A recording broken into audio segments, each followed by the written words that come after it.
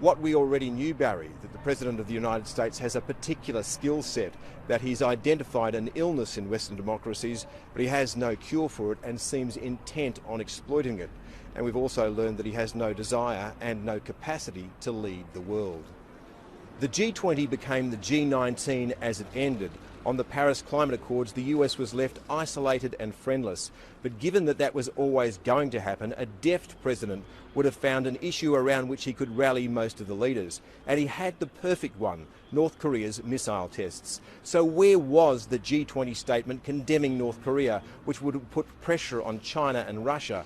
Other leaders expected it. They were prepared to back it, but it never came.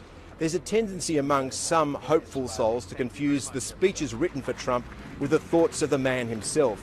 He did make some interesting scripted observations in Poland about defending the values of the West, and he's in a unique position.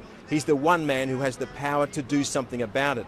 But it's the unscripted Trump that's real, a man who barks out bile in 140 characters, who wastes his precious days as president at war with the West's institutions like the judiciary, independent government agencies and the free press. He was an uneasy, lonely, awkward figure at this gathering, and you got the strong sense that some of the leaders are trying to find the best way to work around him.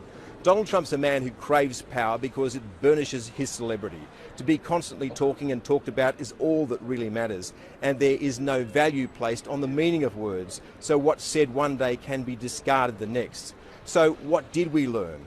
We learned that Donald Trump has pressed fast forward on the decline of the United States as a global leader.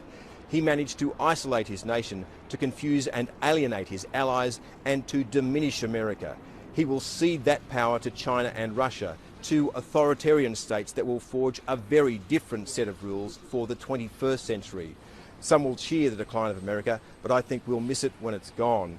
And that's the biggest threat to the values of the West, which he claims to hold so dear.